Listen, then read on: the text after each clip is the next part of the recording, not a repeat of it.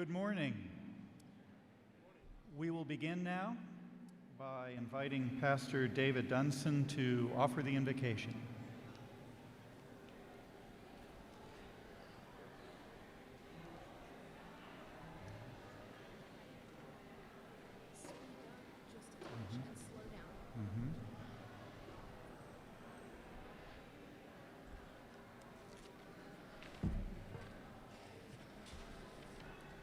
Good morning, and let us pray. O Lord our God, today we gather humbly before you to thank you for the breath of life and for the many blessings you have bestowed on each of us. We acknowledge our unique history, our culture and customs, and pray that now we may feel your presence and power through the Holy Spirit. Bless those who have responded and will participate in this forum. Gather their principles, ideals, and fundamentals, because the responsibilities of our great nation may rest on their shoulders. Open their minds and souls and hearts to the needs of our people. Encourage and inspire them with unfaltering confidence. A special blessing on the veterans who have served, the men and women who serve today, and the warriors who will answer the call in the future. Lord, you are known by many names, and you are the Almighty Creator. In this prayer we ask, and according to your will, we leave it in your hands. In these things, amen. You may be seated. Thank you, Reverend Dunson. The Muskogee Media Candidate Forum is a service provided to citizens so that they can learn more about the candidates, as well as an opportunity for candidates to inform citizens of what qualities, experience, and ideas they will bring to the position if elected as MCN Principal Chief. I'm Lindsay Robertson. I'm a professor of law and director of the Center for the Study of American Indian Law and Policy at the University of Oklahoma College of Law, and I'll be your moderator today. The rules of the forum are as follows. No applause, praise, shouts, or boos will be allowed. Please allow all candidates the courtesy to answer questions during their turn so that others can hear the information presented. Please turn off all mobile phones or change to silent mode so that they don't disturb others from listening to the candidates. If necessary, please take any calls out in the lobby area. I will read the candidate profile submitted by each candidate to the Muskogee Nation News. If a profile was not submitted by a candidate, the candidate will receive a name-only introduction. But in this instance, all candidates have submitted candidate profiles. After all introductions have been read, I'll begin by asking a question from the list. At least 5 questions will be asked to each candidate. Each candidate will have an opportunity to respond to each question. I'll continue to ask questions until we approach the 12 noon hour. Questions that will be asked were submitted by citizens to Muskogee Media and address citizens' concerns for the nation and candidate platform information so they can obtain the information they feel necessary to vote. Candidates will respond starting in alphabetical order by last name. Each candidate will answer the same question until all candidates have responded. Each candidate will have 2 minutes to respond after the question has been read. The timekeeper will be in charge of tracking time and alerting me when time has expired. A candidate is not allowed to speak for more than 2 minutes. Candidates are not required to speak for the full 2 minutes. The time clock is available to the candidates on the screen facing them. If a candidate needs me to repeat a question, please request so when you approach the podium. Candidates may not begin their response until I've stated, "You may begin." The 2-minute response time will begin once I've made this statement. Candidates will rotate order with each question, with the first respondent moving to the last position. As I mentioned, questions for today's forum were submitted by citizens and address their concerns for the nation so they can obtain the information they need to choose a candidate. Questions read during today's forum do not necessarily reflect the views or opinions of Muskogee Media. According to the MCN Constitution and Code, the term for the candidate selected as principal chief shall expire January 1st, 2020. The principal chief shall receive a salary of $100,000 per year. The principal chief shall carry out the duties as outlined in the MCN Code. Now, as I read the profile information for each candidate, please refrain from applause. James Floyd. Mr. Floyd is of the Wind Clan, Coweta Tribal Town, and Tallahassee Wogogaye Ceremonial Ground. He holds a master's degree and postmaster's certifications. He's managed a $2 billion budget and 9,500 employees. He states he has integrity by having held top secret security clearance, teamwork by establishing IHS and VA sharing agreements, and innovation by creating VA and tribal reimbursement and telehealth programs. Mr. Floyd states in his profile, while establishing successful programs for tribes nationally, my heart remained here, hoping to return to serve our tribe. I've acquired unique skills to better utilize current investments and improve efficiency of service delivery with full financial and personnel accountability through 35 years of senior executive expertise with Veterans Health, IHS, and MCN. His profile states, I am not accepting donations, just your vote. Adam Jones III. Mr. Jones is of the Bear Clan, Coweta Tribal Town, and Little Coweta Indian Baptist Church. He has an associate degree in business, owns Jones Construction, and is the current McIntosh District National Council representative. He's served 8 years on the National Council. Mr. Jones states in his profile, I am 44 years old and married 14 years to my wife, Amanda. We have 5 children and raised them in Stidham. This has given me insight to make needed changes in areas including healthcare, economic development, and education. I seek to provide our children with a secure future and become self-reliant. I will work hard for you because all our children depend on it. You can't have change by adding more of the same. David Nichols. Mr. Nichols is of the Wootgo or Raccoon Clan, Tuckabutchee Tribal Town, and Salt Creek United Indian Methodist Church. He has a high school education and has 20 years of experience as a National Council representative. Mr. Nichols states in his profile, my platform is clear. I will represent our nation in a manner that brings pride upon us all. I will focus resources on the health, education, housing, and overall welfare of each citizen.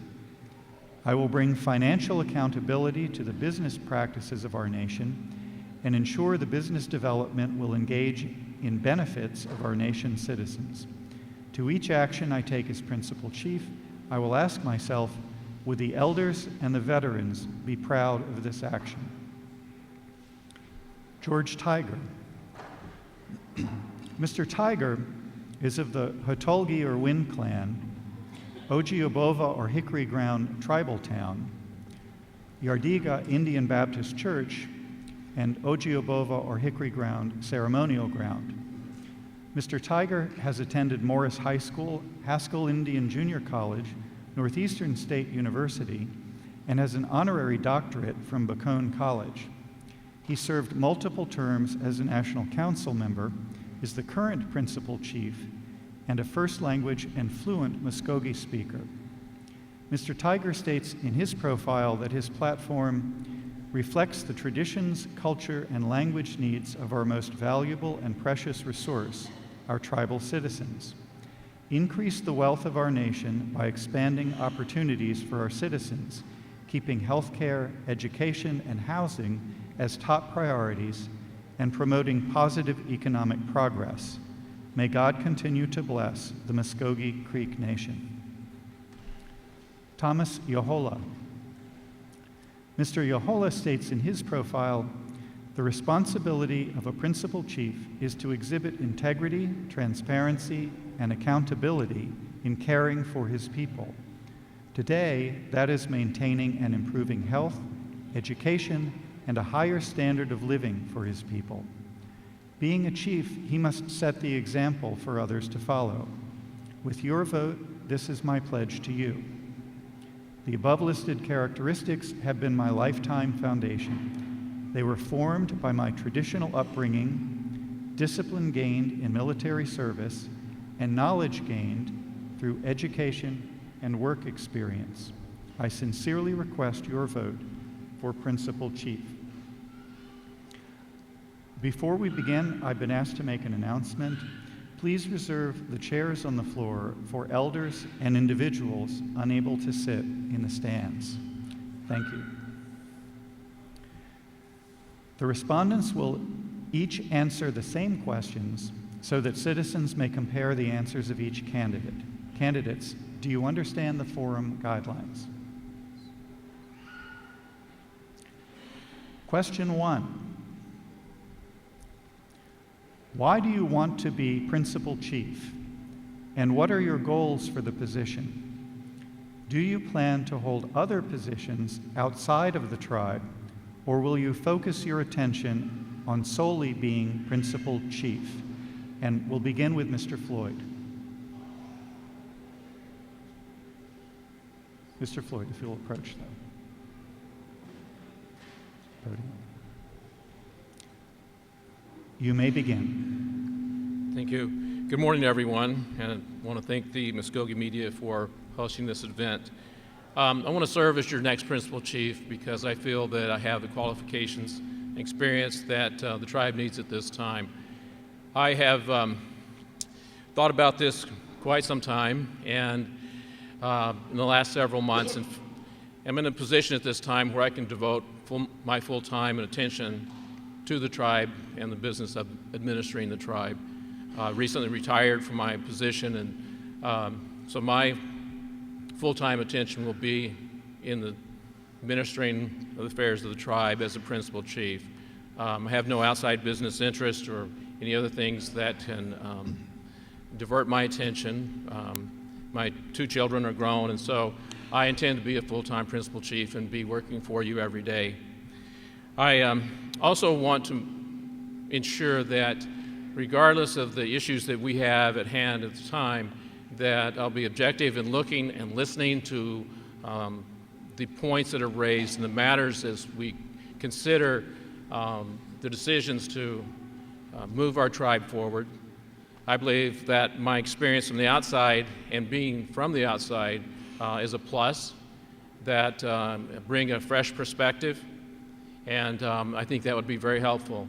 My career began with Muskogee Creek Nation, and I'm glad to be back here again, and I'm looking forward to serving in the capacity of the Principal Chief, and will do my very best every day. Thank you. Thank you. Mr. Jones, same question.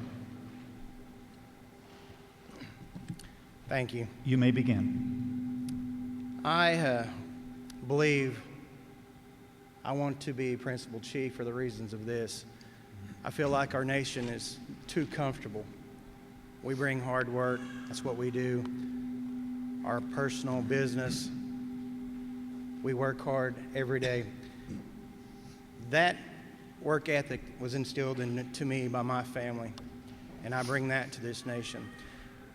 As far as that business has to be set aside because this is the #1 concern for me. Our nation's too comfortable now, and we need to push forward and make this more progressive. Thank you. Thank you. Mr. Nichols.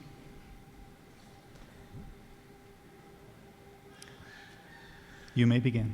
Thank you, sir. My goal for being Principal Chief is to make this tribe move forward. We need to bring ourselves into the modern times of the world we live in today. We will still focus on culture and their traditional things also, But we have a lot of growing to do. In the past 4 years, we've set a lot of foundations, but our foundations haven't grown.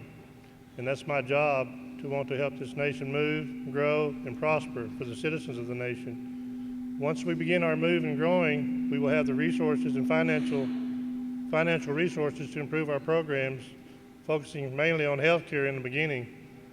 Healthcare is very vital to every citizen sitting in this audience today. We will all use healthcare someday, and it needs to be the best it can be. Moving on to my full time will be working for the nation. I do have a job in Tulsa, Oklahoma. I will be resigning that job, focusing 100% of my time working for the nation. And I will proudly serve you with my heart.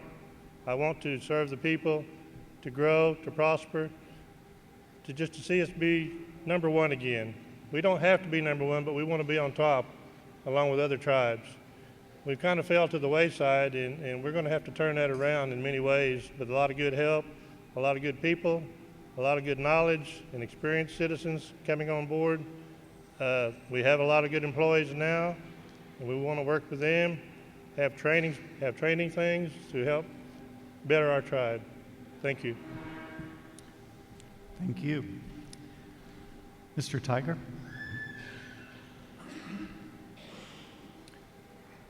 You may begin. It's Jay. Moment hayawi idalwa miko fatsa dot kira diktange bombalatsat maroma gerendos.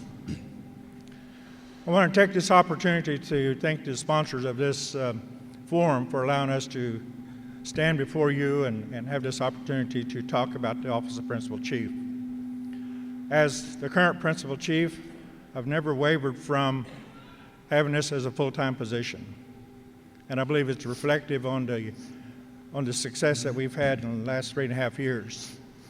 In terms of health, education, all the various things that you'll hear about this morning, we've came in and improved all facets of those particular programs. But we have yet to scratch the surface. And I believe it's important that we continue to working together and setting aside our indifferences and what have you to be able to continue to work for the people that are our stakeholders, and that's our citizens. Maroma, guys. Thank you very much. Thank you. Mr. Yohola?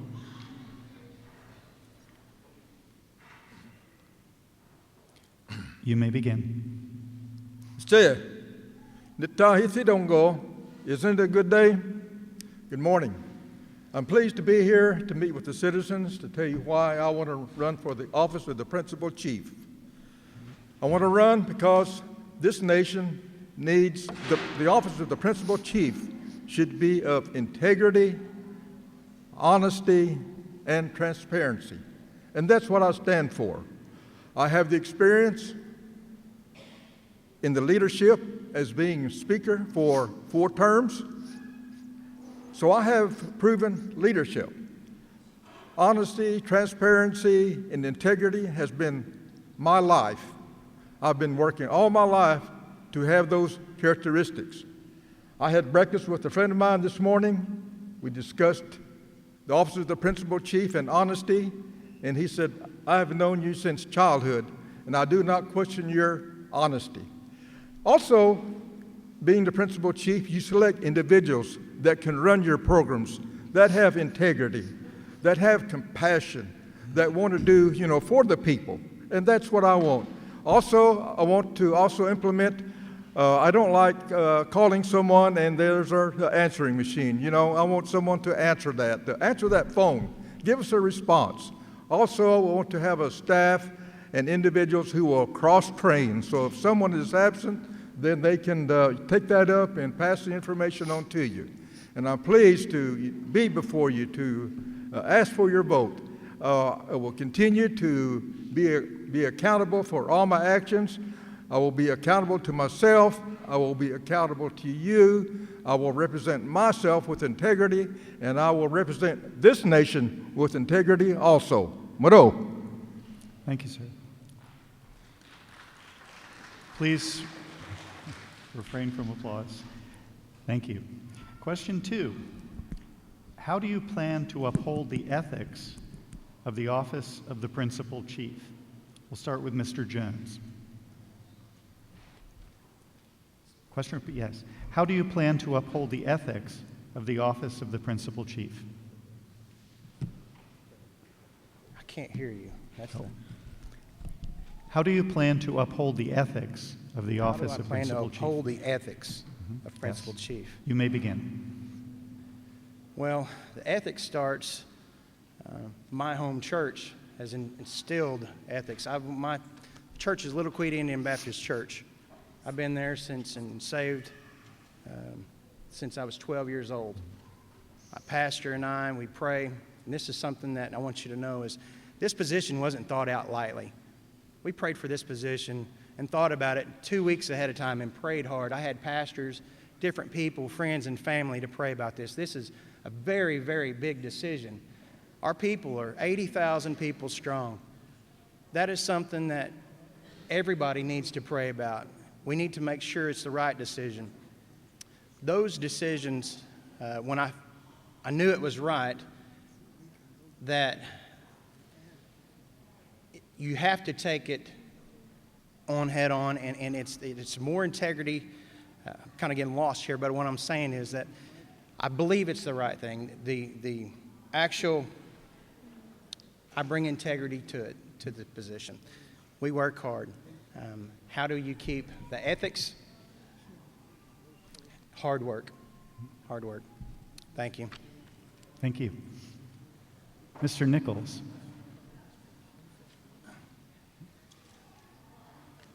Thank you, sir. You may begin. I'm a very ethical person. I've always been very ethical, truthful, honest, and I don't believe my credibility has ever been questioned in this nation. I plan to uphold the ethics strongly, very strongly. Accountability in the nation with every office, every department. We've had a lot of training on different things, but the training hadn't seemed to apply itself yet to our nation. But again, I can say I'm a very ethical person. I want to make you Muskogee proud. I will work hard, and there will be no question in my ethics. They will be 100% truthful, honest, very ethical. Thank you. Thank you. Mr. Tiger.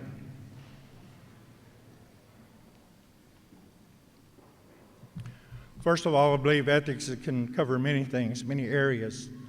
I think in this particular case, when you talk about ethics, many of the people would be wanting to have a concern about transparency and honesty that you've already heard about. I'm very proud to say that this administration, more than any other administration, has been transparent. At no time has there ever been, for a number of years, the opportunity for our citizens to know how their money is spent. That's ethics. In particular, we are able to provide annual reports and semi-annual reports to show you where the monies are being spent. And in saying that, I think people should realize, especially our citizens, our stakeholders that are in front of me, the Office of Principal Chief of the Muskogee Creek Nation cannot do anything unless it's authorized by the National Council. That means spending of the money. In many ways, I think the Office of Principal Chief has tendencies to be blamed for a lot of things, and that's okay. But I think many of our citizens need to know that when monies are being spent, that it's a collaborative effort. We all should take the blame if there's something that goes wrong. That's ethics. And I believe that this administration has done all it could to make sure that our ethics are at a level that our citizens can be proud of. Thank you very much. Thank you. Mr. Yohola.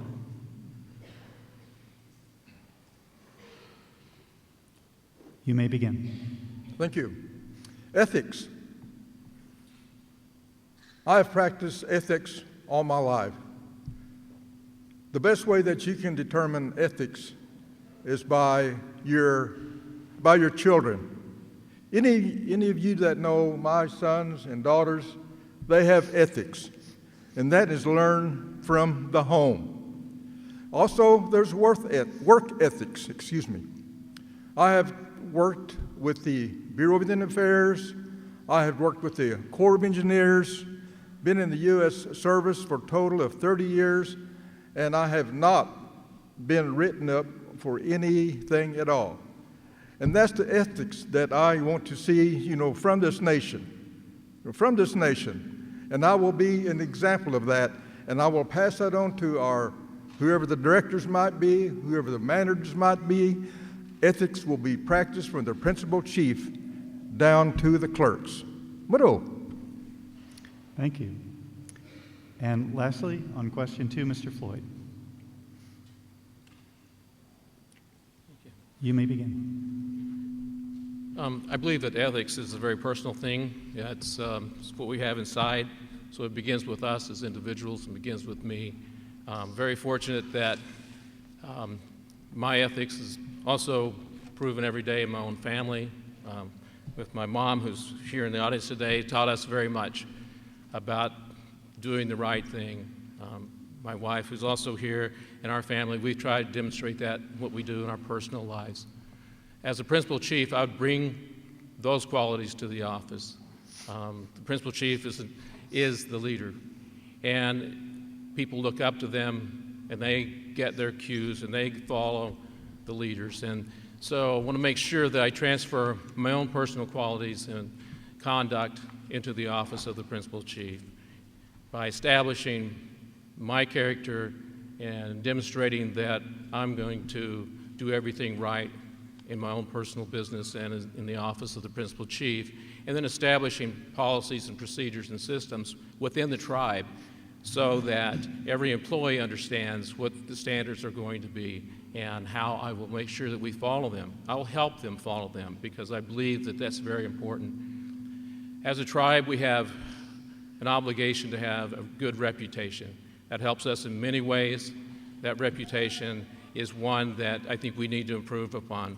I'll do my very best. I'll go out and lead. I'll make sure that I'm there with different individuals and different programs so that they see that we're out and we're busy transforming the tribe so that we're respected and that we respect others, that we treat everybody with dignity and respect, and that that way we build into the culture of the tribe an ethical conduct. Thank you. Thank you, sir. Question 3. I like this question. Please say something nice about each of your opponents. And we'll begin with Mr. Nichols.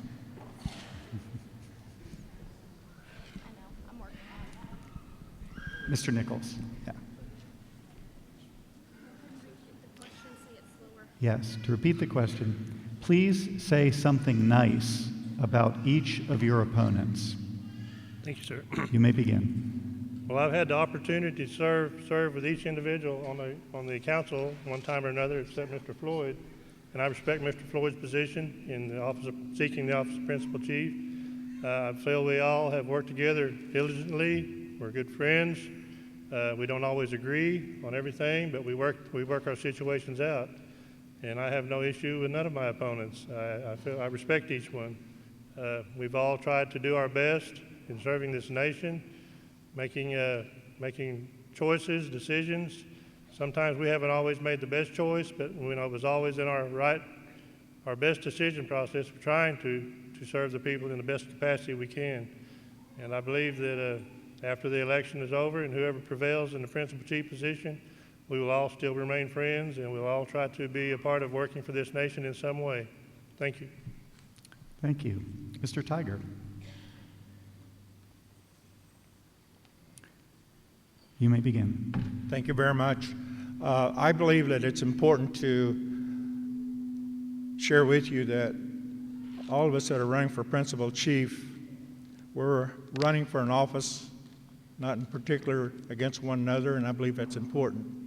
I'll start with Mr. Floyd. I've known James for a number of years. We actually worked together in the Claude Cox administration. I've always been impressed with the fact that he started actually with the old Indian Action Program, swinging a hammer, and now you see where he's at today. A.J. Jones, Adam is a friend, and that we share a lot of the same beliefs, and we were good friends, and that's one thing that we talked about before we both decided to run for this office. I've known David Nichols for a number of years, having served on the council with him, and he's right. We've never at all times been able to agree, but we always had a saying that we can agree to disagree. And even if it was a really hard debate, in the end, we always shook hands and left it where it's supposed to be, and that's on the floor. And in Thomas Yahola, I've known him for a long time. I used to play ball for him way back, so to speak. And I've known Thomas for a number of years. He has served as the Speaker for the National Council. I've held that position as well. It brings with it a number of challenges, but with each of them, the thing that I enjoy about this campaign is the fact that when it's all said and done, in the end, we'll still remain friends. And I believe it says a lot about the character, the integrity of the people that you have that's running for Principal Chief. Thank you very much. Thank you. Mr. Yahola.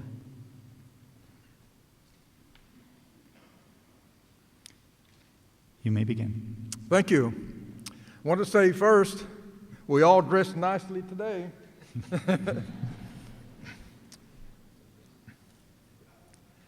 Yes, I've known these candidates for the Principal Chief for a long time.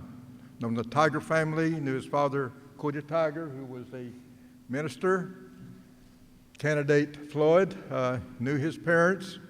Mr. Nichols, I know his mother and his father. AJ, he's the most recent that I've learned. But with the traditional upbringing that I've had, when I see someone and greet them, I always want to shake their hand. Grandma said, you shake their hand. Be cordial.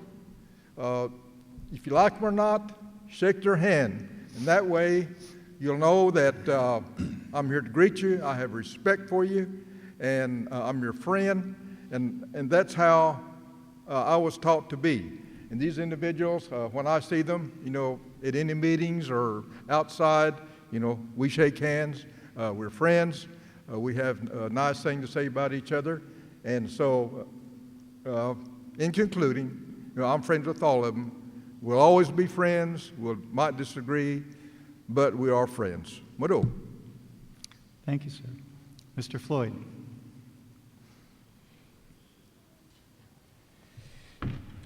Gosh, what a time to be at a loss for words. No, just kidding. I have plenty to say about our other candidates. I'd like to talk to something about the test, though, first. And we're all being tested as we run for Principal Chief. And sometimes it's not pleasant because instead of looking at trying to determine the positive things about an individual, it seems the tendency is to look at the negative things. But it helps. And I think that with each one of the candidates, to have the time to be together and know that we're all working for the same thing. George, I've known for, probably almost 40 years, and we worked together before when I would work for the tribe. And so, respect there goes back a number of years.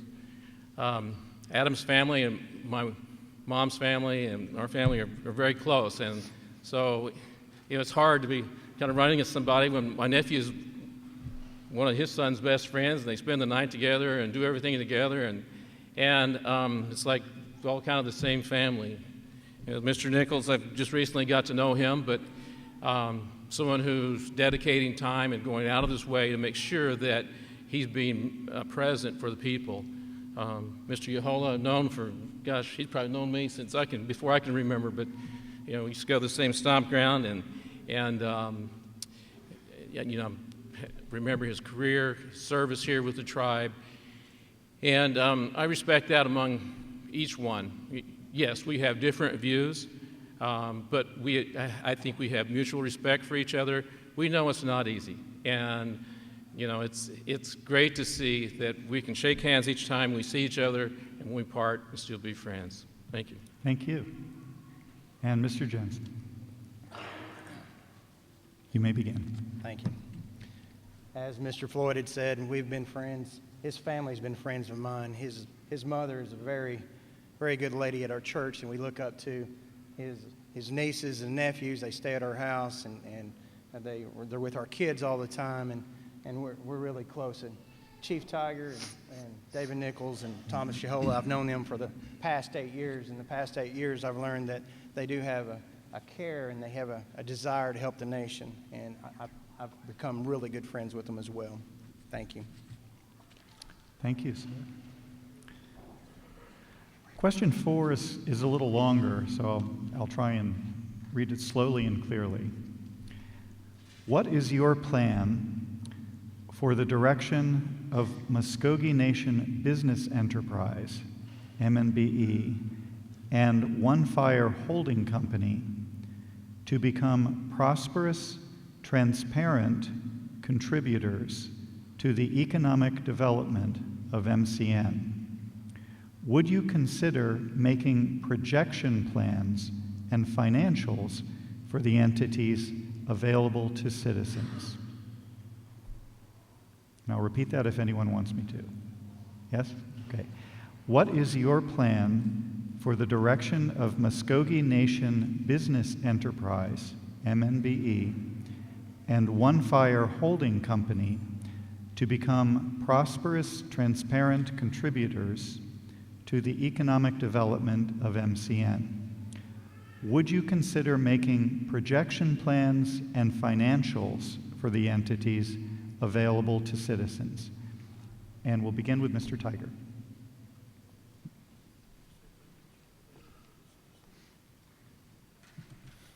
Thank you very much. That's a great question. 2 things. Number one, MNBE is an independent agency that the chief doesn't have an oversight of. One Fire is an independent agency that the chief doesn't have oversight of. However, I think that's a great question because that's something that really needs to be looked at. I believe the financials should be provided to all citizens because of the fact that that is an entity of the nation. I believe that council and the principal chiefs needs to work together in making sure that those are available. I will say that the One Fire group is starting to do some things that are very positive. It's a holding company where we keep politics out of business. Historically, that's never been successful. We're starting to see that come to fruition now with One Fire. And I believe the direction that they're taking is something that we need to use as a model for other entities that may be in terms of economic enterprise programs. So I'm very encouraged with One Fire direction that they're taking, and I believe that as far as MNBE is concerned, that's something that we really, as a government, need to approach the board about in terms of being more transparent, seeing as to their successes, their failures, so that we can all work together to make sure that in the end it is a success. Thank you. Thank you, sir. Mr. Yahola.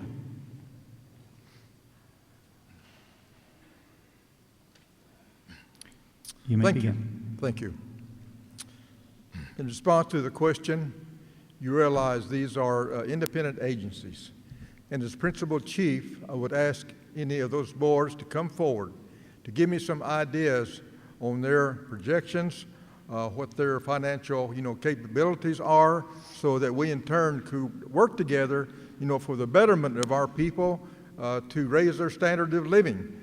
Also, I'm more so, I like to say on One Fire, on the SIPS plant there in Wetumpka, we needed that, and we worked with it. And, we have individuals in that area that are more or less blue-collar individuals. And they like that type of, work. And right now, it is just getting started. They have made visits with a neighboring nation to supply materials, for their building projects. And so I'm looking forward to that. It will provide jobs. In following up, I would consult with them to ask them about their projections and the financial capabilities that we have to make funds available for our programs. Mado. Thank you. Mr. Floyd.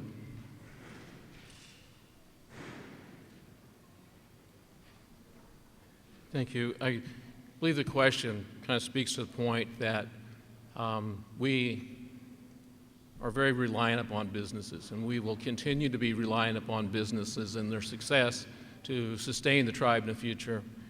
And so I think in that regard, we have to be very strategic, and we have to be very knowledgeable about the businesses that we currently operate and have methods and criteria in place on how we evaluate not only the proposals for businesses in the future, but the individuals that also represent those businesses. I was fortunate when I worked for the Department of Veterans Affairs about 17 years ago or so to recruit a Harvard MBA to work for me, fresh out of MBA school. One thing I learned from this gentleman was that every time we began to discuss anything of a financial nature, he said, we need a business case model. What's the business case model? What's the projections? And really, I learned from this individual the discipline of how to approach decisions regarding investments, the importance of knowing when you believe that you're going to hit your mark on when your investment is going to pay off, and then in the outer years, the projected long-term income that you're going to receive from that.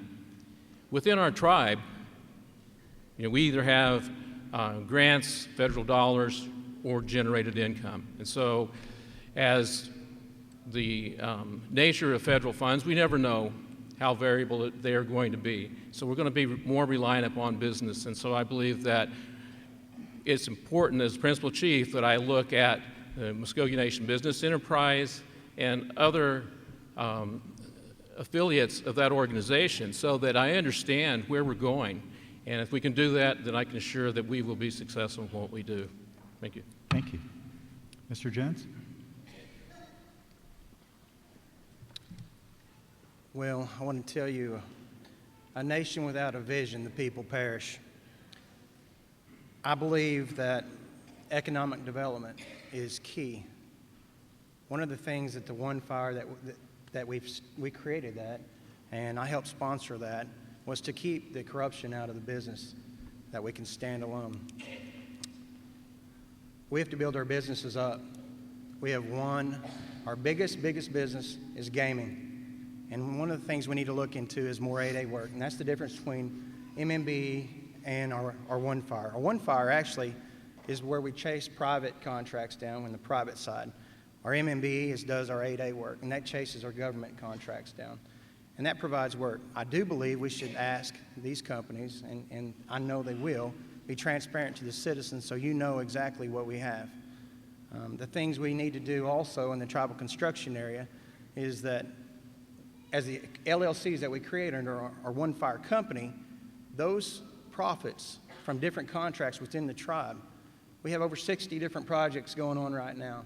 Of the 3 projects we have in the gaming, there's over $14 million that goes net to the contractor. Those monies need to go back to the tribe, to the citizens, to programs, to health care, to education.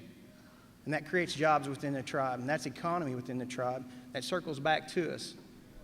That also creates the workforce that we need, and it gives us strength as a nation. Thank you. Thank you. And Mr. Nichols. Thank you again. I've always said that gaming is our #1 source of revenue for this nation, and I truly feel that it is. We've had a lot of opportunities to create businesses, but we have not been successful in that arena of business. I recently did legislation to improve our board for MNBE and add 5 members instead of 3, hoping we could add 2 more people that had business minds in government contracting. And we also increased we also raised the qualifications to bring more qualified people into MNBE to do the government contracting with our government officials in areas of contracting. I think we're going to have to look at MNBE. We've invested a lot of money in NBE over the years. I feel they are beginning to move a little, but they were also handed other jobs other than government contracting that kind of delayed them, like the golf course, restaurant. They were given Riverwalk at one time, and they neither wanted neither one of them, but they had to take them, and that cost them a little money out of their budget, and they need to stay on government contracting. As far as One Fire, it's a newly formed LLC company. It's supposed to keep our politics out of our businesses. It's supposed to grow existing businesses and create new businesses. They've been in about 2 years now, going on 2 years. I haven't really seen a lot yet. I know it takes time for things to come, but they've been funded a total of $21 million, so I do expect something from them. I hope to see something with them. And we need to do something about looking at their operation, maybe increasing their board members to 5, and see if we can get them off the ground. Thank you. Thank you, sir. Question 5 is another economic development question. What are your plans for the properties owned by MCN, such as Riverwalk and the Okmulgee Country Club, as sources of economic development outside of gaming? And we'll begin with Mr. Yohola.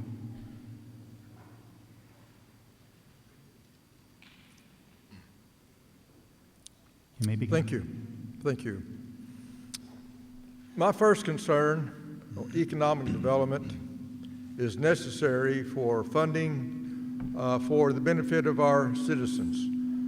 One particular location I'd like to probably expound on that is not mentioned is probably the one at Eufaula Fountainhead. The tribe has property there in Eufaula that has not yet been put in trust. And so my initial goal would be to put Fountainhead in trust for a facility for a destination point, if it be a casino, restaurant, hotel, anything to make it family oriented. An advantage that we have for that is that we have all of Lake Eufaula that we could utilize for economic development and other ventures, water sports, boating, fishing, or whatever. But there's a lot of possibilities for Fountainhead at Eufaula. On other entities, as you mentioned, Riverwalk, it's being occupied now by citizenship. Also, we have a golf facility there, which is to be the anchor to bringing other ventures, for the nation to be profit-making and to make profit so that we can use that to enhance our programs. So there is a lot to be done, but my first priority and immediate priority is to get Lake Eufaula Fountainhead in trust so we can do some planning. And also, I think we need to finish what we have now before we spend more monies into other things that we have not yet utilized. As far as the golf course, we have lands there. There's a possibility for, we need a national cemetery. But Thank you. No applause, please. Thank you. Mr. Floyd? Again, economic development is going to be very vital to our future in the coming years. I would first, in my administration, evaluate the investments that we already have. I would look at those businesses and those enterprises that we have and make sure that they're operating effectively and that we're maximizing the returns on our investments and generating the revenue that we have. Then I would look at where we've made decisions to purchase businesses in the last several years. I believe that, the decisions that were made at that time was not a part of that, but that thinking that got us to make those decisions may not be the same thinking that we need going forward, because I think that we need to re-examine what we invested in and determine what's the best use of those locations, the country club and Riverwalk and other places where we've invested money. How can we best design those properties so that they bring a return? Because we're dependent upon that money. That's our money. That's tribal money that went in a lot of the cases to fund that. So we all have skin in that game, so to speak. I want to make sure that we're doing everything that we possibly can to be business focused on maximizing our revenue so that we can expand services to citizens, because it all boils down to that. We can't get lost, I don't believe, in the matter of trying to generate an extra dollar if we're forgetting that the end result is to serve our citizens. And I would make sure that, again, we first maximize the existing businesses that we have, make sure that they're stable, and then look at the other opportunities that arise. Thank you. Thank you. Mr. Jones, you may begin. Thank you. Starting with the country club. The purchase of the country club was for sure for the land. It wasn't for the golf course. That's what we sponsored the bill for, is because there's actually 83 plotted land. It's plotted for the structure, and that's what we said for a veterans village. Of the 83, you could build up to 300 or more of the housing. That creates housing for us, for our veterans, for our citizens, and that's something that the plan that we need to look into and keep that forward and keep that moving now. Also, when we first bought that land, we didn't own the Okmulgee Hospital. At the time, I feel like we should go ahead and put or even build a type of specialty medicine center, an outpatient surgery clinic, or a cancer treatment center for our people. A center like that actually creates an income for us as well as take care of our citizens. The number one sickness we have, I believe, is diabetes. Number two would be cancer. And that amount of money that we pay in contract health would come back to us through that business and could be put on that land in Okmulgee, which is centralized. Also, back to the Riverwalk. The Riverwalk, it was a good buy. I understand that. But we need to look and make sure that it's the best investment for the nation.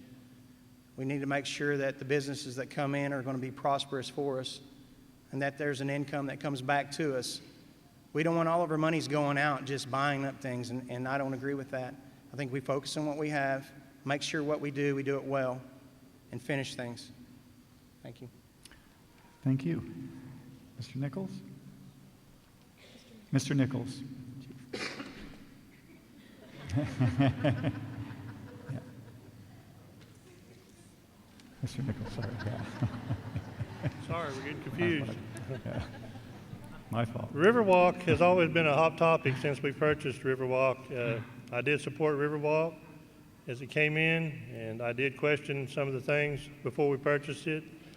I questioned administration about would we hire a reputable management group to come in and help us get it started, to look at it, to see what we may, what the possibilities were for operating such an endeavor. But I wanted to have some management group come in that really knew business and kind of guide us, because we needed that guidance, and we still do today. It was given to MNBE. Now it's under the arm of the One Fire Holding Company. I feel that if we can strengthen our One Fire Holding Company, the law says they have to run these, operate and create businesses, so I think they would have to try to do something with it, but I would encourage them to do so. I feel it's still a good piece of property, but, we really need to know what we can do with it. We have to have a plan, direction on what we do with all our properties. The golf course out here in Okmulgee that was purchased, I have to agree with Mr. Jones, it was purchased for the property. I don't see myself a lot of economic development on that property, but I see things for our veterans and for our elders. Centers for them. We've promised these things before. We haven't carried them out. And it's time that every representative, every leader that stands before you and says we're going to do something, that we do it. We have to have finances to do these things, so we're going to have to work real hard on building the finances, doing the planning, and not doing so many projects at one time. We need to take one project at a time, complete it, and move on to the next one. I think we've had too many irons in the fire. It's time to slow down, do planning, do research, and then develop. Thank you. Thank you, sir. Mr. Taggart.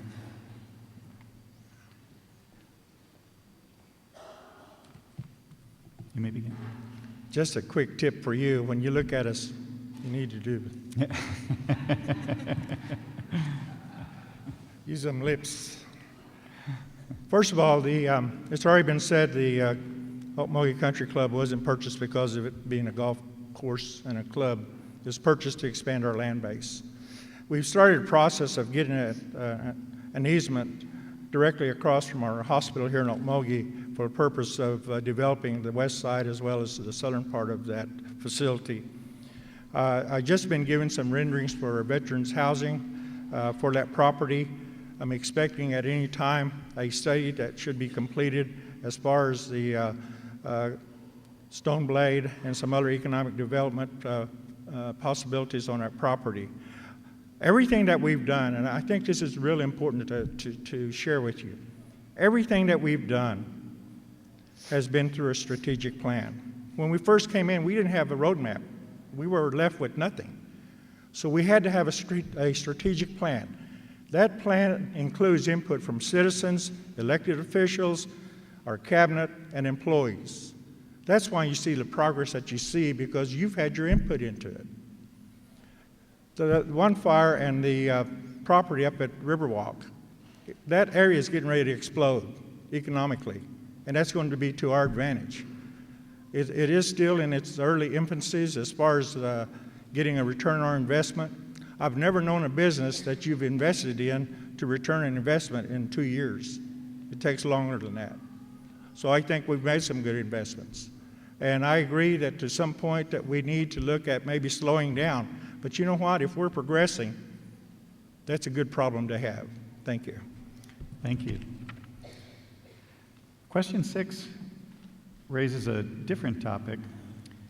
Question reads, the Cherokee Nation and the Osage Nation are examples of tribes that have a freedom of the press law in Indian country. Would you support and help initiate legislation establishing an independent and free press at the Muskogee Creek Nation? And we'll begin with Mr. Floyd. Thank you. I think that freedom of the press is vital for all of us as citizens of the nation. I definitely would support making sure that that is an independent voice for us. And I would kind of reflect back on, I lived away from the Creek Nation for 25 years. When we lived in different parts of the country, whether it's Oregon or Utah or wherever we were living, we always looked forward to getting the tribal newspaper, because that was news from back home that we needed in our household. That same need exists for people, not just within the Creek Nation, but throughout the world. We have citizens throughout the world. And I feel that's vitally important. I would support the fact that we need to be able to ask some tough questions of ourselves, that we look at what we're doing and provide the answers to the people, because it's fairly simple. They just want to know. If we don't look and provide that information to them, we know they make up stories themselves if we don't provide it. And so I think that the journalism arm of the Muskogee Nation is very important, because it answers the questions that people are asking. I believe also that we should extend that so that we have media that provides a very proactive news source to individuals. We're in the digital age, and so I think that we should be able to support that, so it provides messages out to our citizens on a daily basis. And I know we have a website, but I think there's other ways that we can do outreach as well through media, so that we can be very current in what we do, we can be very accurate in what we do, and we can be very truthful to our own people, because that's important. And so, yes, I would support that very much. Thank you. Thank you. Mr. Jones? I do support the freedom of the press. I do believe that that should be an independent agency completely from administration. I believe there are other agencies within the administration that should be independent as well. I feel like that the freedom of the press, our media department needs to be able to print whatever they like to print. We work hand in hand as administration with them to provide to the citizens all documents needed to them. If any type of all accountability needs to be documented, so that way transparency is for all citizens. If we look at other departments within the tribe, I feel like that the controller's office as well should be independent. It seems like it is, but I want no citizen within the tribe that works, or any employee that works within the tribe, to worry about I'm not talking about this administration, I'm talking about any administration. You should never fear your job when it comes to campaign time or election time. You should be safe. And that's one thing you would always have, is safety with me, because I believe in you, and I believe our citizens are strong and our employees are strong. We have a good strong workforce. But as far as I just wanted to throw that out there, it should be independent, and I will support it. And if that needs to be done, we can do that next month. Thank you. Thank you. Mr. Nichols? Thank you. That's not a hard question at all. I would support a law supporting freedom of the press, but I'll go even further. You would not need that law if I was principal chief. The nation citizens throughout the country, home, wherever you may be, should know what is going on in our nation. And as I've traveled out to the West Coast and towards the East, that was a hot topic for the citizens. They say they don't know what's happening here at home. I was in Dewar, Oklahoma, about 15 miles south of here, talking to some elder people, some elder men, and I'd mentioned to them that people across the nation were not knowing what was going on here in the home area here. They said, we're here in Dewar, Oklahoma, we don't know what's going on at the tribe. So, we have to get this information out to the public, out to the people, not to the public, but to the citizens throughout the nation, home, abroad, wherever they may be. Everyone should receive a paper. I think it's essential that people know what's going on in their nation. They, as we talked about certain things, they said, we never read that, we never heard about that. But it's time you do. Thank you. Thank you. Mr. Tiger?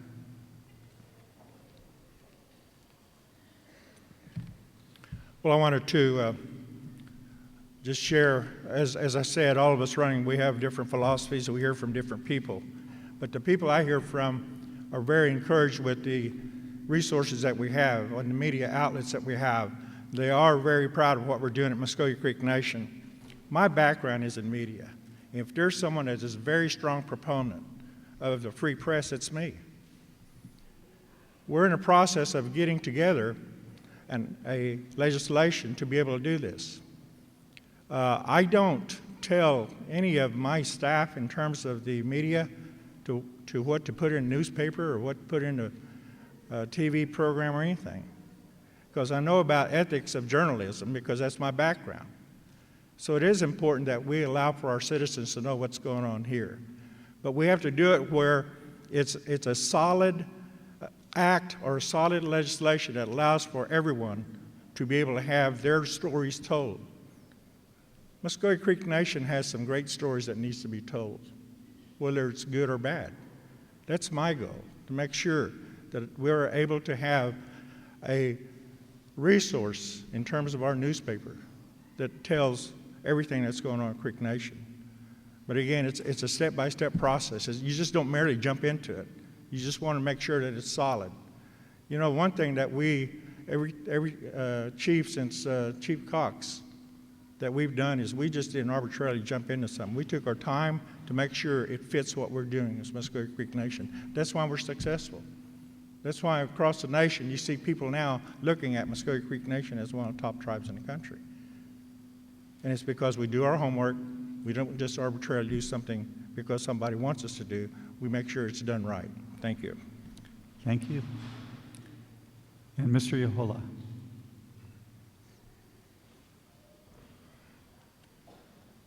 You may begin. Thank you. Freedom of the press, one of our basic freedoms. Legislation. When elected,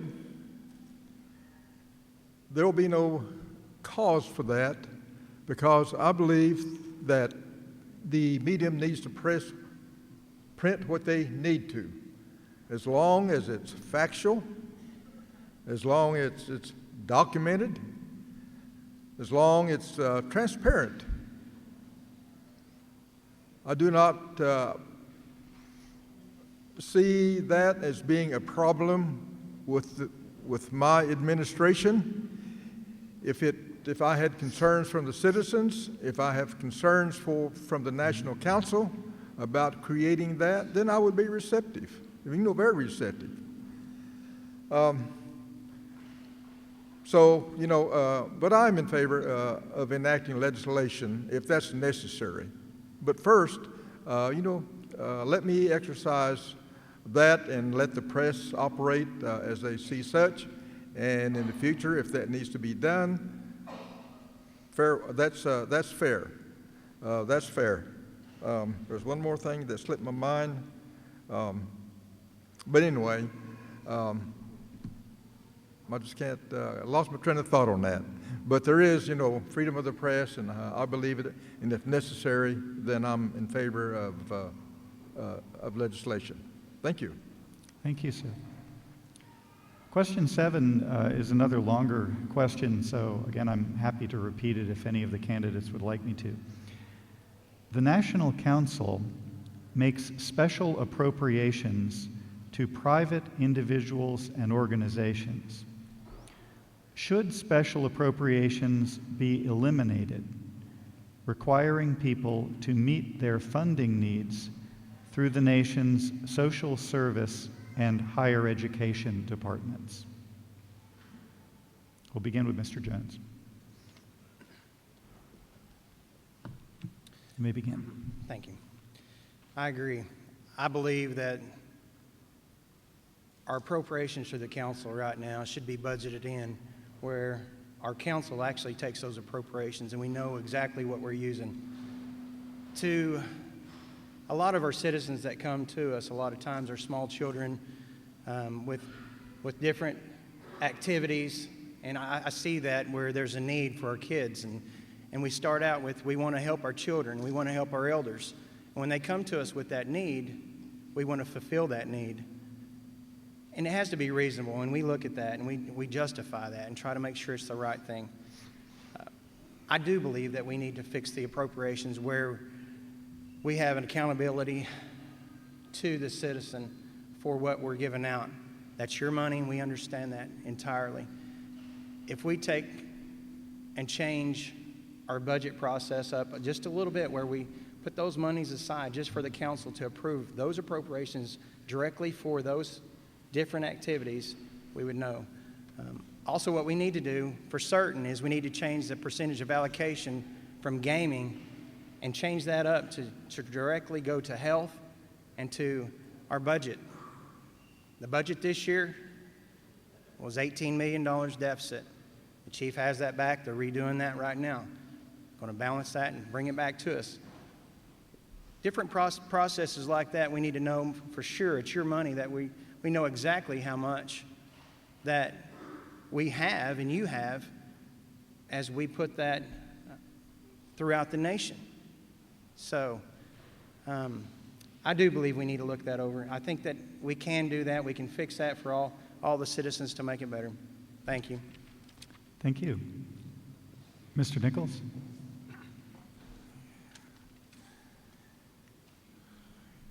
There is a law that limits some of our special appropriations for young adults, children, in their endeavors to play sports. I believe it's in the $250 range. But I look at it this way, the nation's money comes from the federal government, comes from many resources that we receive money from in our tribal entities. It belongs to every one of you citizens sitting here today. Every one of you have an interest in this tribe through programs. I think if we had to deal with communities over the last few years about money that was given to them, which I still feel that it shouldn't have been, really, I do, because that money has increased the revenues for this nation to enhance our programs even more, to better our programs as far as education, health care, and that's what we need to focus on. We need to really get back on the focus of the real needs of our people and not the wants. For the wants, we can start providing jobs, making jobs available to citizens to be able to go out and work and provide for their families. But as far as the tribal funds, we need to focus on the true needs of our citizens. And everyone here wants their children to be educated in some way. They want to have good health care, good housing. And we do have to have social welfare for certain people, for certain needs that are not being able to work. But we are going to have to get back to the needs of all of you citizens here. And I feel, if it takes cutting some of the programs that we've been made available in the past, we'll look at that. But we have to build a revenue to make us strong and to be able to provide. Thank you. Thank you. Mr. Tiger.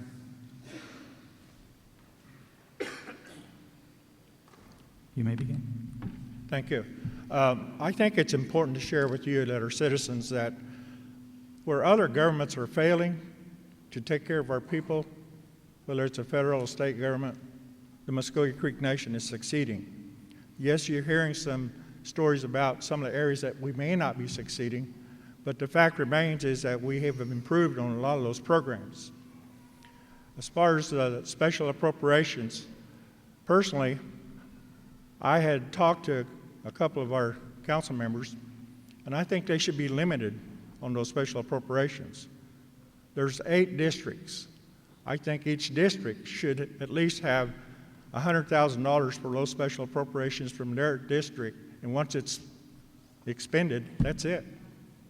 I think it's important that we, again, focus on what's best for our citizens in terms of providing the programs that we have.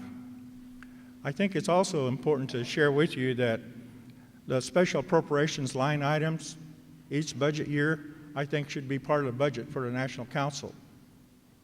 So that because they do appropriate it, they are the only ones that can appropriate that budget. So I think it should be part of their budget as well, so that we can have that transparency and integrity and honesty that's being shared with you this morning.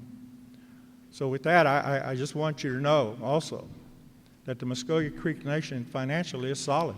When you hear someone saying we're out of money, it's usually for that program or for that line item. We're not broke by any means. We're probably solid financially, more so than ever in the history of this nation. Thank you. Thank you. Mr. Yohola?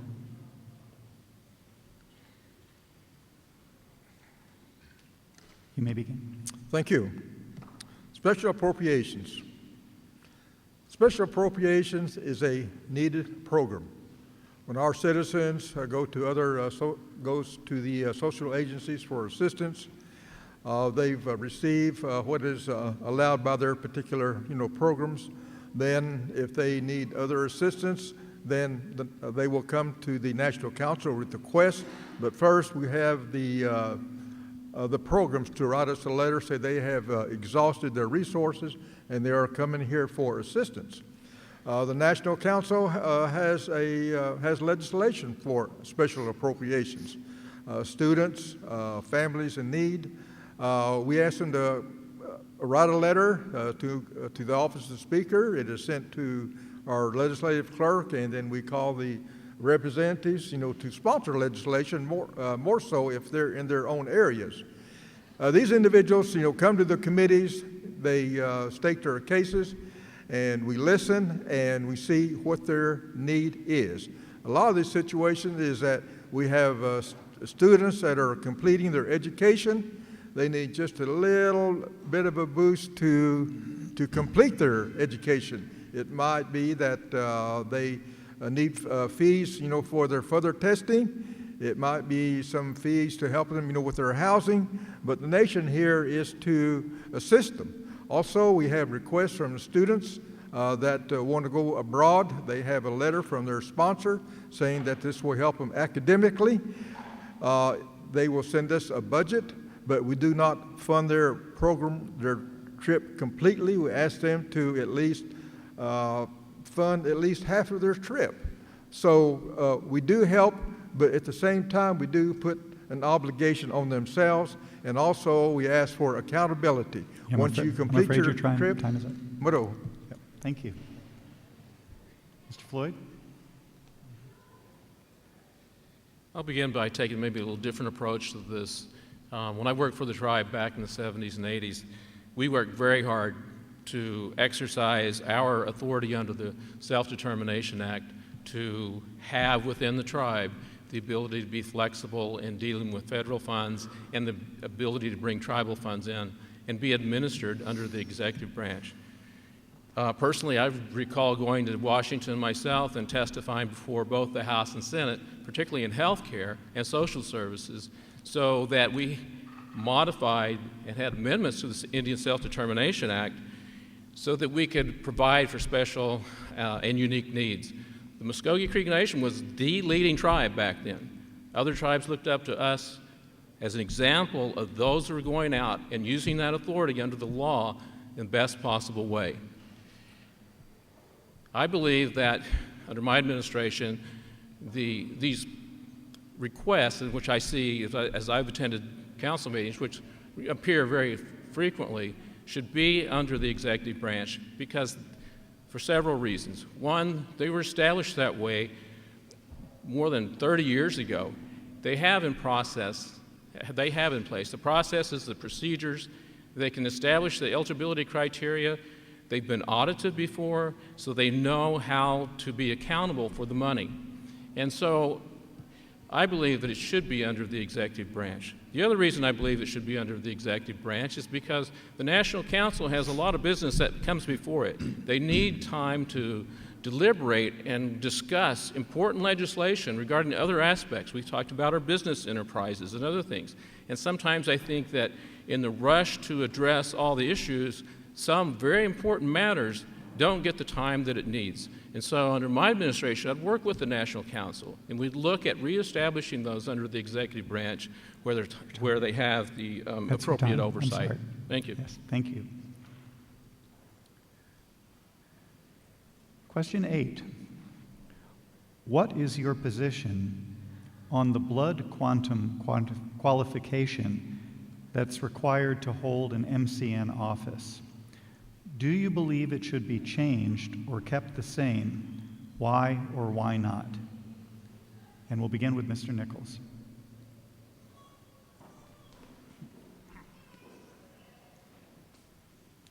Thank you.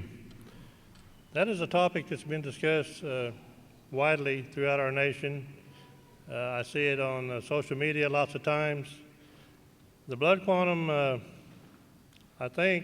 feel the quarter can hold back the tribe sometimes. I think there's candidates that have a lot of knowledge that are lower than a quarter. They could bring much to this nation. It's really a hard question. You know, it's kind of a political question, I'd say. I believe the Cherokee Nation blood quantum is lower than a quarter. I believe they are. I would leave that up to the citizens. I would give a citizens, let you make the decision on the vote of how you feel. And that would be the fair way, I think, to do it, that all the citizens make this decision. Then we would live with what the decision had been made by the vote of the people. Because I know there is some for and there is some against, so I couldn't sit here myself and make that decision for you. I believe it would be put to the people of the nation, throughout the nation, to make that decision. Thank you. Thank you. Mr. Tiger? Mr. Tiger?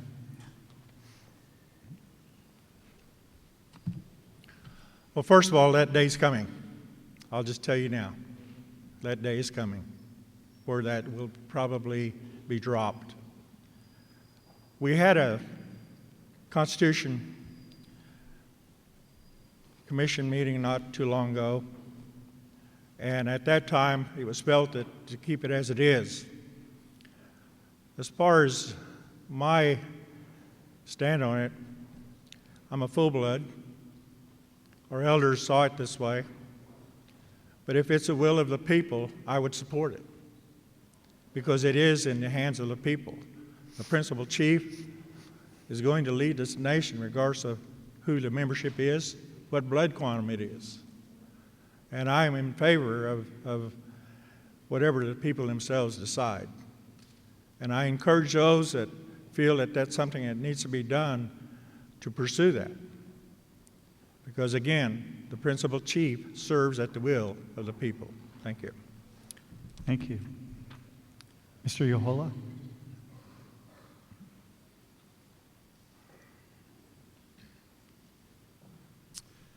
The blood quantum requirement has been an issue, for some time. As you know now, it's a quarter blood and over that are eligible to, hold office, also to be a full citizen. But irregardless, if your ancestor is on the Dawes Roll, then you are a citizen. The United States government, anyone is eligible as long as they are a natural-born, citizen of the United States. And also, we should take that, same stance. But now I'm satisfied with what it is, because I know sometimes we have issues in the National Council that we have to go back to tribal law, and we have to ask our elders, what can we do to compromise? Does it jeopardize anything? And so presently I'm glad that we have those individuals that have some knowledge of our traditional laws and tribal laws. But I would, compromise if the citizens want to reduce that. That's for discussion, and then we'll let the citizens, make that decision. And so we serve here at the will of the citizens and those that vote for us. So whatever the citizens want, then we'll talk about it, and we will see what happens there, and let the people make that decision. Maro. Thank you. Mr. Floyd? I believe the blood quantum issue has been addressed by the others in terms of our Constitution and how it presently stands. I know the blood quantum issue is a very sensitive issue to many people.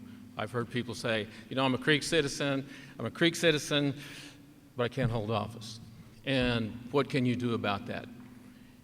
If the tribe's going to progress and move forward the way that we should and be the leader that we once were, we've got to examine this issue. Maybe it's with a special group that's convened to review that, to look at the trends, because if we are similar to many other tribes, the blood quantum as a tribe as a whole with other tribes is also decreasing. We want to make sure that, I believe, we want to make sure that the best possible minds that we have are working for our tribe in whatever capacity that they can be in, so that we can be the best tribe, so that we can do the best things we possibly can for our citizens and the services and everything else that we provide. If it is the will of the people, as has been stated before, then I think that we should take that to the vote, amend the Constitution as necessary, and change it based upon whatever the proposal may be.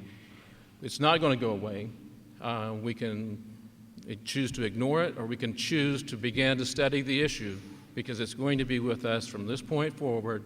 We need to examine it objectively, bring it before the people, make a decision, and move forward. Again, because we have some very good Creek citizens that are less than a quarter that really want to devote their careers to our tribe and serve our people that are being locked out. Thank you. Thank you. Mr. Jones?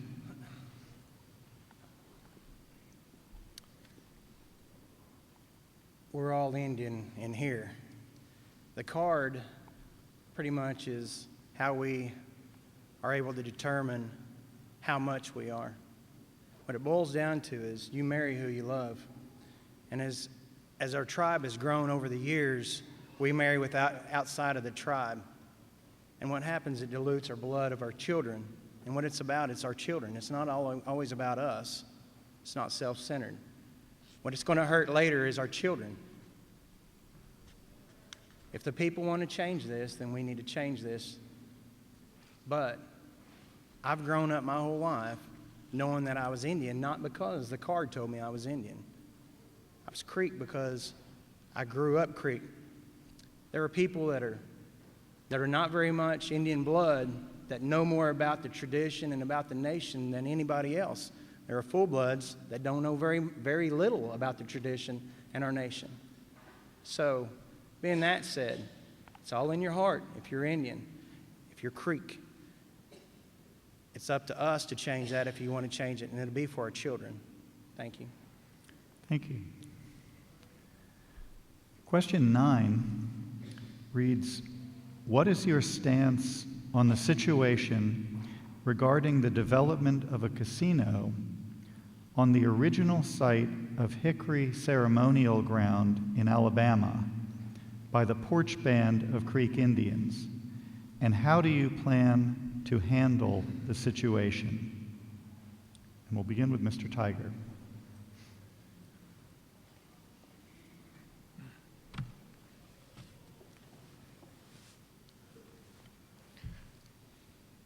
You may begin. Thank you. Well, Ojibova is my tribal town and my ceremonial ground, so it's very close and dear to my heart. It's already documented. I've been against everything that Porch Band does. I believe that it's important to let them know that those grounds over there of our forefathers and foremothers isn't something to play with, that it is sacred, that greed and money in terms of what they do over there is not something that we see as important to us here.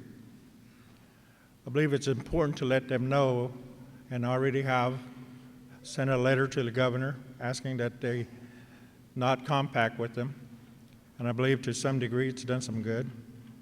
Whenever I go to different meetings and I see their leadership, I remind them again that my office is against what they do, and that's documented.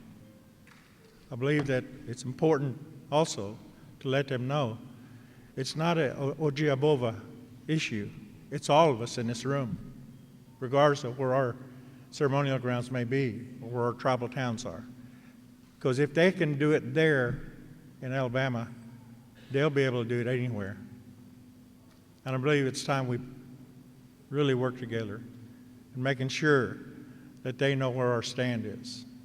And as your principal chief, again, it's well documented where my stand is. I'm against everything that they do. Thank you. Thank you. Mr. Yohola?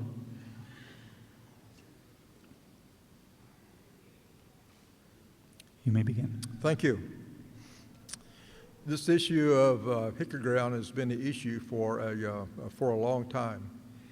Being on the National Council, we've the representatives of Hickory Ground Ceremonial Ground have come before us, letting us know what the issues are. Also, those federal issues also that protects these lands.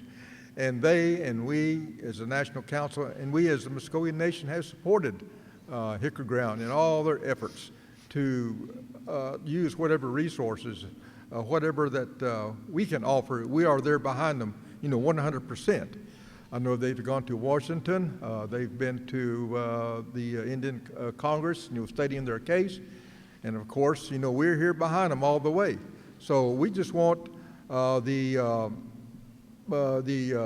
federal laws that are in place to be enacted upon in a rightful way. But the nation, as principal chief, I would go with them wherever they to go. Well, I will be there with them, for their support. And I know the National Council has always been, supportive. So we're there behind them, and we wish them well, and we are going to get our desired results. Mado. Thank you. Mr. Floyd? Regarding the Hickory Ground issue, I believe a month or two ago, Chief Tiger clearly articulated our position in a letter to the governor of the state of Alabama regarding the Hickory Ground and the feeling of the tribe. And I think it truly did reflect the feeling of the tribe.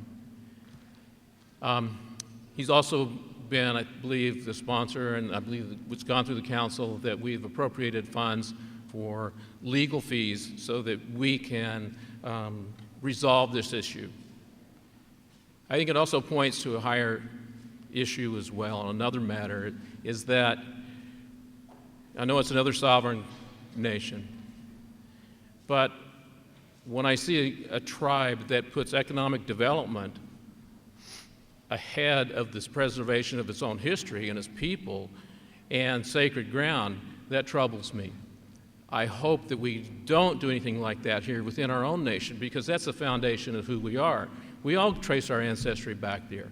Georgia, Alabama, that's our home. It remains our home. Yes, we had to leave it, we had to come here, but that's our home. And I think all of us feel that way. We can pinpoint back to where our ancestors lived, or I can. So I think that we continue the course that we have right now. We follow what we have already put into place and see where that takes us. But I think the lesson that we should also carry among ourselves is we have to ensure that in any endeavor that we take out as a tribe, that we make sure that we preserve our own ceremonial grounds, that we maintain our cultural sites, because that's where we go back to now in Oklahoma when we go to take our family to the history that we developed when we moved here. And that shouldn't be jeopardized for economic gain. Thank you. Thank you. Mr. Jones? You may begin. On this issue, we, as a council, being on the council, we have supported our grounds going back and fighting this issue.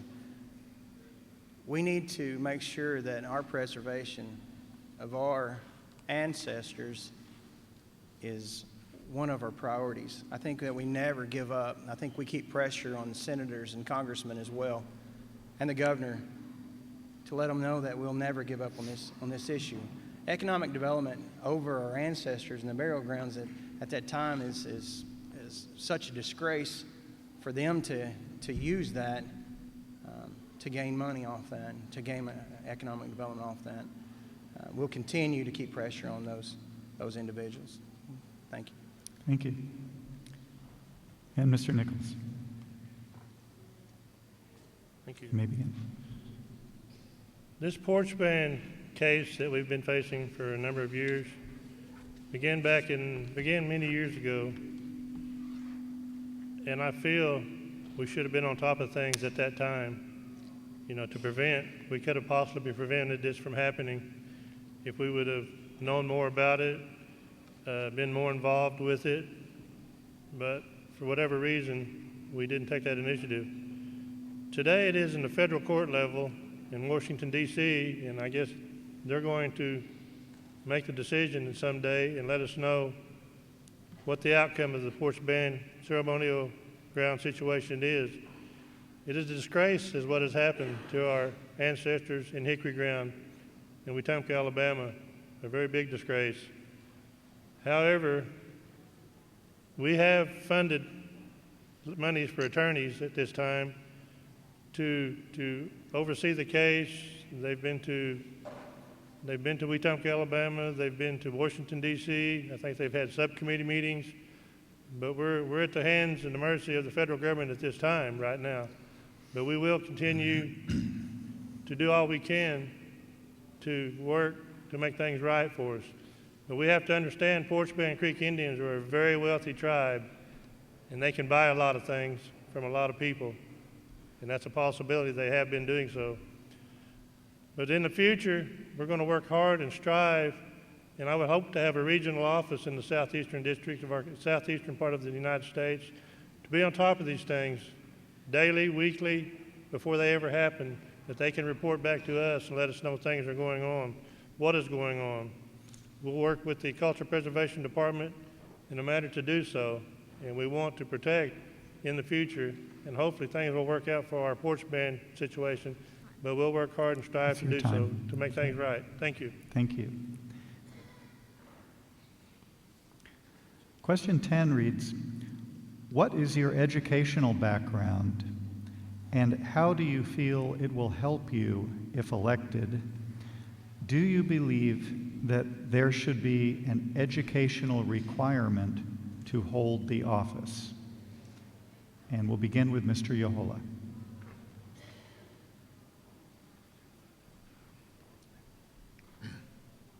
Thank you.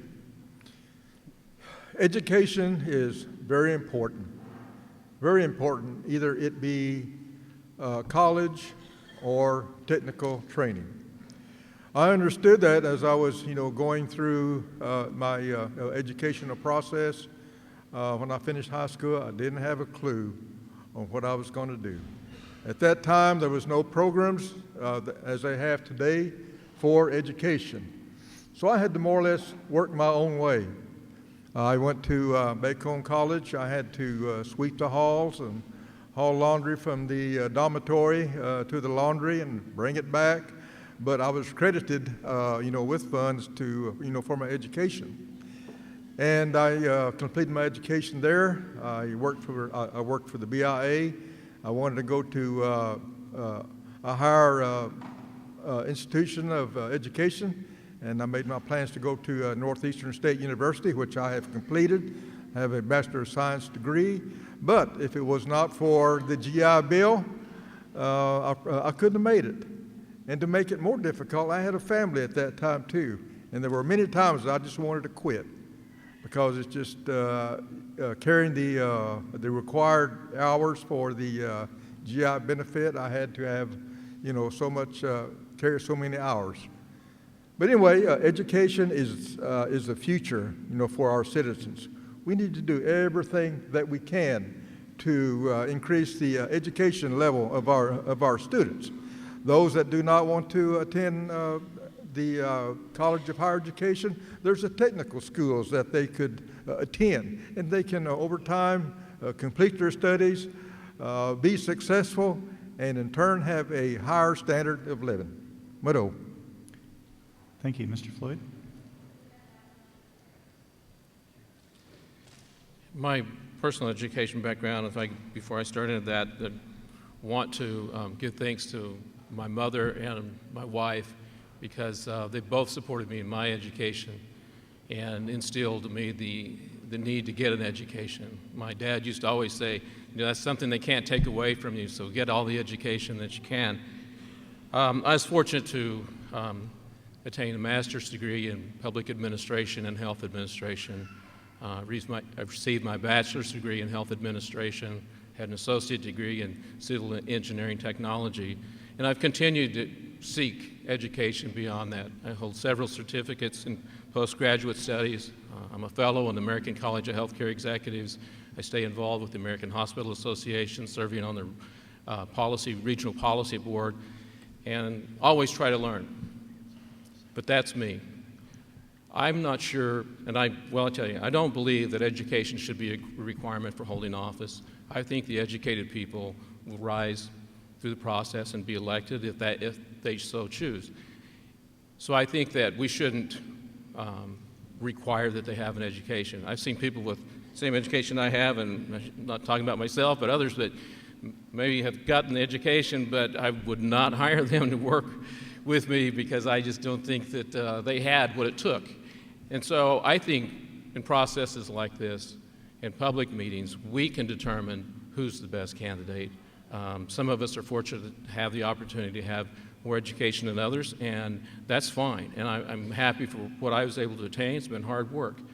But I think to hold public office, I would not want to place a requirement for education on there because there's some pretty smart people out here that don't have the education that they would probably like to attain, and we shouldn't hold that against them. Thank you. Thank you. Mr. Jones?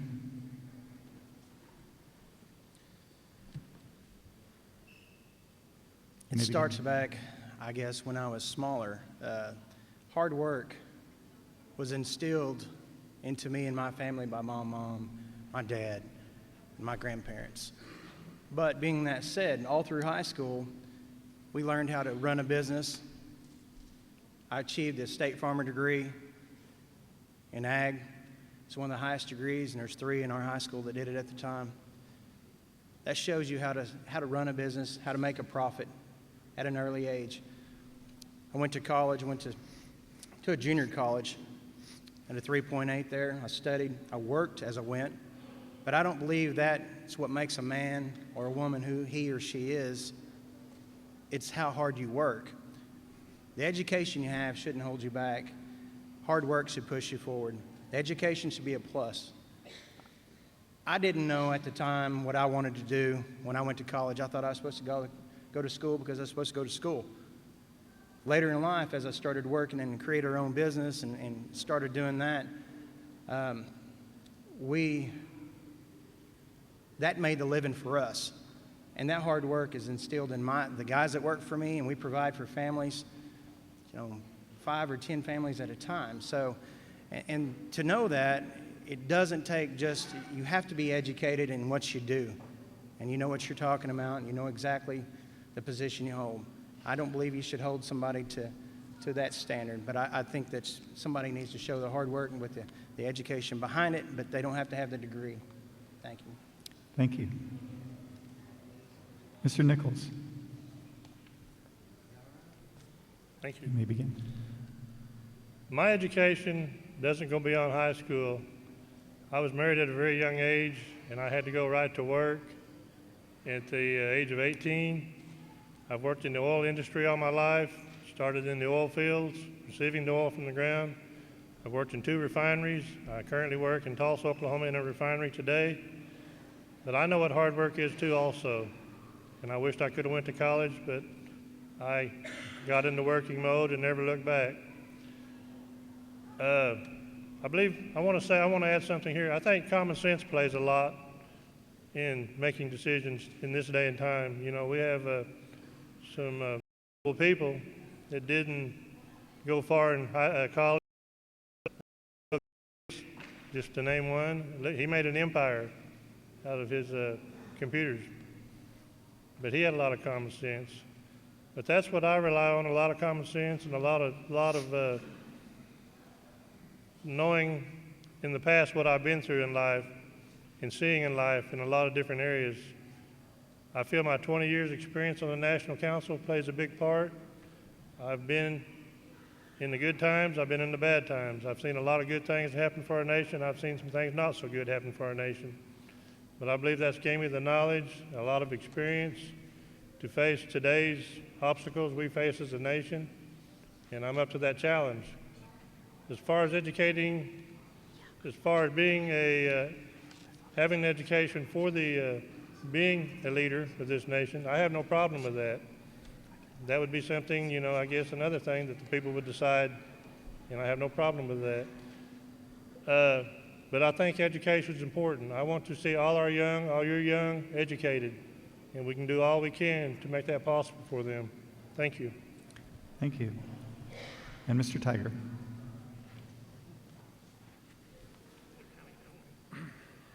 You may begin. Thank you very much.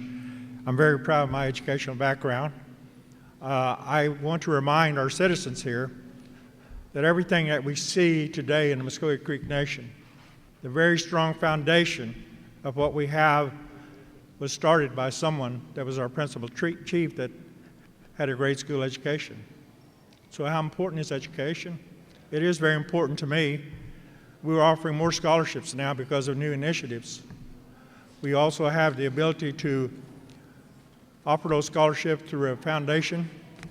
It's not tribally funded. So education is a very important facet of what we do at Muskogee Creek Nation now. If it, again, is the will of the people that there are certain educational levels that qualifies to run for offices, certainly we will follow the will of the people on that. But I think, I always remember what Chief Beaver said one time, education is not always about a master's degree or a bachelor's degree. It could be a trade. It could be educating yourselves in some other areas. But as a nation, Muskogee Creek Nation, we've always been strong believers in education. When the non-Indians came to this world, to our lands, they saw our educational system. So we've always had strong educational values as Muskogee Creek people. And if it's the will of people that the level of education has to be met before we run for offices, certainly that's something that will have to be followed by whoever's elected as principal chief or whoever is an elected official. Thank you very much. Thank you. Now, this next question will be our last question. Currently, the Muskogee Creek Nation has no specific parental or maternity leave benefits other than 12 weeks of unpaid leave and the use of accumulated leave time. If elected, what policies will you endorse regarding parental leave for MCN employees? and we'll begin with Mr. Floyd. Thank you, and I'd like to thank you all for your interest in staying with us this morning and hearing our responses. My career for 28 years has been in the federal government, and for leave during that time when an employee needs to take care of a family member, they're having a baby, or there's some other personal illness, there's a law called the Family Medical Leave Act that allows for them to be away from their job and use the time that they've built up to receive compensation while they're away. I'm not exactly sure what the tribe has in terms of a similar type of thing, but I think that that's something that should be examined, and under my administration, that's what I would do, because I feel that if you don't allow that time, we're not really supporting our own work staff. And it's been our tradition to always take care of our elders and our families, and so that's a very culturally important aspect of our lives as well. So I'd support that we have in place procedures or a program that would allow them to be away. And I think that was your question, is that correct? Okay, thank you. Thank you. Mr. Jones? When we come in, I believe that we make that policy where our women are taken care of when they go on maternity leave. As of now, being able to take off and not being compensated or paid for that is a hardship on our ladies that work for the tribe. Even the husband that works also needs to be looked at to have time off as well with his wife. They need to be able to take care of their family, because that is a time, it's a very important time of their life.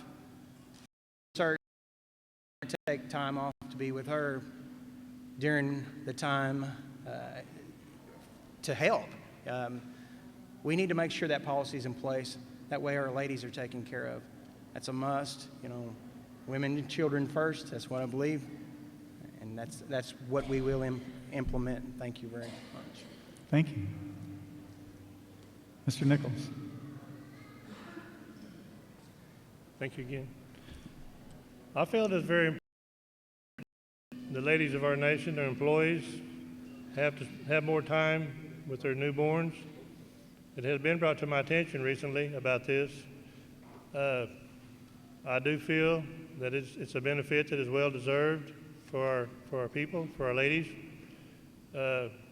6 weeks, I believe it's 6 weeks, but it's not enough to bring home a child and kind of bond. You need to bond with them at the young age. But I feel it's a benefit that should be considered, should be a law for the people, for the ladies of the nation. And it's something that we will consider and put to the vote of the council, and hopefully it will come forth real soon. So I know it's just something that's very important to the moms of the new children, and it should be in place. Thank you. Thank you. Mr. Tiger?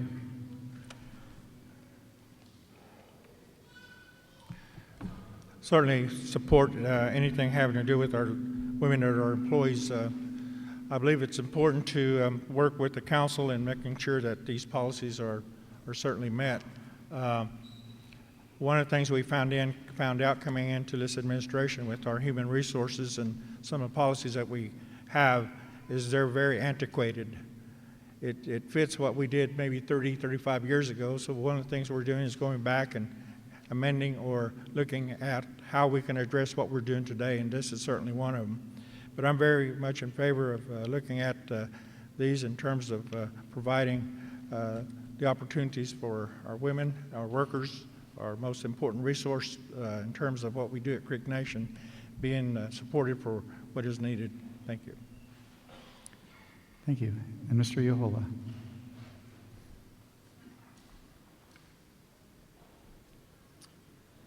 Could you repeat the question, please? Of course.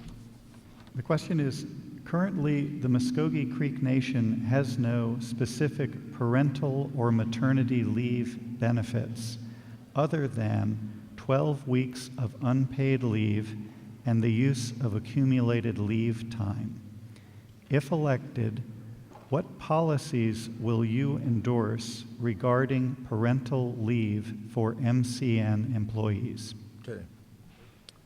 Thank you. I believe this should be thought about both the parents on having a child. If they're employees of the nation, you know, they should have some planning on this, accruing leave, sick leave, annual leave, or whatever it might be. But I think there's to be some initial, planning by the parents firstly. But also, I think too that I would call the adjoining tribal nations to see if they have a policy in place. What is it? Does it work or does it not work? Of course, this is a subject that we haven't really talked about, but it is worth looking into. But I would, like I say, look to other nations to see how they handle this. What experiences have they had? Is it successful? Is it not successful? What changes would you make? With all that input, then I would, make a decision and pursue it, through the National Council and pursue it in that avenue. Mado. Thank you, sir. And that concludes the 2015 Muskogee Media Principal Chief Candidate Forum. Muskogee Media would like to thank each candidate for their participation. I'd like to add my personal thanks to each candidate for adhering so conscientiously to the rules of the forum, which made my job satisfying and easy. I'd like to invite the audience at this point to express their repressed enthusiasm for the panel of candidates we have before us by joining me in a round of applause for all of our candidates.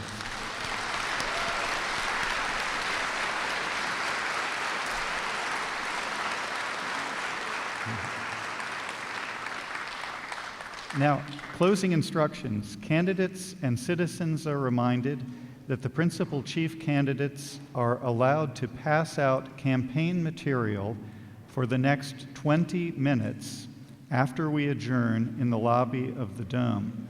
Candidates are reminded that the tables are first come, first served, and all candidates are required to remove their own campaign material when they leave. Candidates must pass out their own campaign material and cannot have the assistance of another individual or campaign team. Candidates are only allowed to pass out the material for the 20-minute period. Thank you all for coming. Refreshments will be available in the lobby.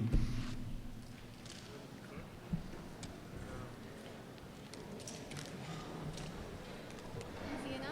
Yeah, that was fun.